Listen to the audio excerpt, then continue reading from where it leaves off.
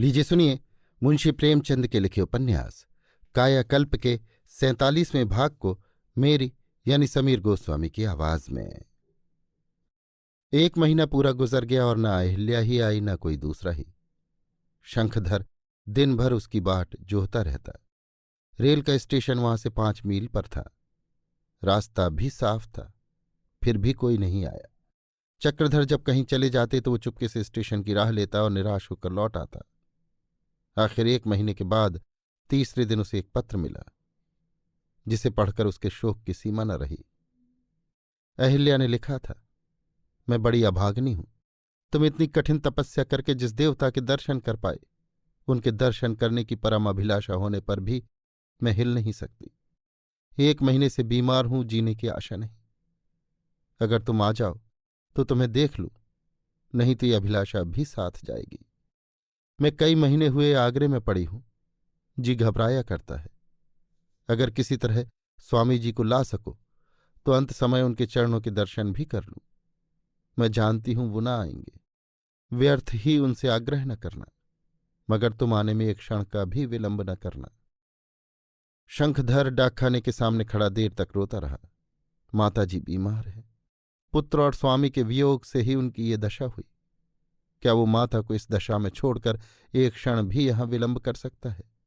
उसने 5 साल तक अपना कोई समाचार न लिखकर माता के साथ जो अन्याय किया था, उसकी व्यथा से वो अधीर हो उठा। उसका मुख उतरा हुआ देखकर चक्रधर ने पूछा, क्यों बेटा, आज उदास क्यों मालूम होते हो? शंखधर, माताजी का पत्र आया है, वो बहुत बीमार है। मैं पिताजी को खोजने निकला था, वो तो ना मिले। माताजी भी चली जा रही। पिताजी इस समय मिल जाते तो मैं उनसे अवश्य कहता। चक्रधर, क्या कहते? कहो ना। शंखधर, कह देता कि आप ही माताजी के प्राण ले रहे। आपका विराग और तब किस काम का, जब अपने घर के प्राणी की रक्षा नहीं कर सकते।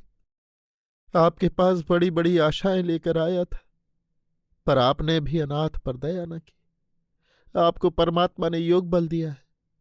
आप चाहते तो पिताजी की टोह लगा देते। चक्रधर ने गंभीर स्वर में कहा, बेटा, मैं योगी नहीं हूं, पर तुम्हारे पिताजी की टोह लगा चुका हूं, उनसे मिल भी चुका हूं। तुम नहीं जानते, पर वे गुप्त रीत से तुम्हें देख भी चुके हैं। आह, उन्हें तुमसे जितना प्रेम है उसकी कल्पना नहीं कर सकते। तुम्हारी माता को वो नित्य याद किया करते हैं, लेकिन उन्होंने अपने जीवन का जो मार्ग निश्चित कर लिया है उसे छोड़ नहीं सकते और न स्वयं किसी के साथ जबरदस्ती कर सकते हैं। तुम्हारी माताजी अपनी ही इच्छा से वहां रह गई थी, वो तो उन्हें अपने साथ लाने को तैयार थे। शंखधर, आजकल तो माताजी आगरे में है। वागीश्वरी देवी से मिलने आई थी, वहीं बीमार पड़ गई। लेकिन आपने पिताजी से भेंट की और मुझसे कुछ न कहा। इससे तो ये प्रकट होता है कि आपको भी मुझ पर दया नहीं आती। चक्रधर ने कुछ जवाब न दिया, जमीन की ओर ताकते रहे। वो अत्यंत कठिन परीक्षा में पड़े हुए थे। बहुत दिन के बाद अनायास ही उन्हें पुत्र का मुख देखने का सौभाग्य प्राप्त हो गया था। वे सारी भावनाएं, सारी अभिलाषाएं, जिन्हें वो दिल से निकाल चुके थे, जाग उठी थीं और इस समय वियोग के भय से आर्तनाद कर रही थीं। वो मोह बंधन, जिसे वो बड़ी मुश्किल से ढीला कर पाए थे, अब उन्हें शतगुण वेग से अपनी ओर खींच रहा था।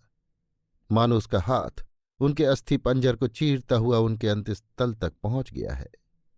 सहसा शंखधर ने अवरुद्ध कंठ से कहा, तुम्हें निराश हो जाओ। चक्रधर ने हृदय से निकलते उच्छ्वास को दबाते हुए कहा, नहीं बेटा, संभव है कभी वो स्वयं पुत्र प्रेम से विकल होकर तुम्हारे पास दौड़े जाए। इसका निश्चय तुम्हारे आचरण करेंगे।